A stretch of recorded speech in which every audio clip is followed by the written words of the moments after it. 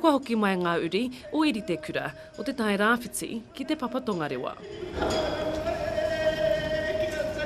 E pai ai tā rātou tapa i te ingoa Māori ki tēnei taonga pui pui aki. Tēnō whakahirahira te kaupapa o tēnei rā, te whakaingoatanga o tēnei tohorā, tēnei taonga, tēnei tipua i tai mai ki te Ākau o Waipiro i Pūrēhua o te taira.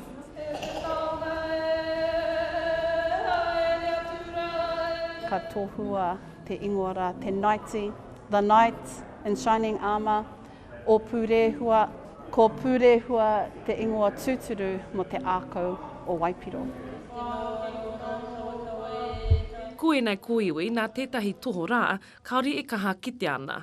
Nā te Hakurā i pari mai ki uta i te taurua mano te kaumāwhitu, ko te Papa Tongarewa ngā kaitiaki. Mai tau wā ka kōrero, ka wānanga rātau a tēnā ka pāta atu nei ki a te Papa Tongarewa me pēhea. Nō reira, nā rungi te whanaungata me te mahitanga, ka whakarohea rātau nei te hapu, te iwi rā o Te Whānau Iritekura Ngāti Rākai, me ki Ngāti Porou nui tonu kia tiakina nei tēnei taonga nei i te Papa Tongarewa.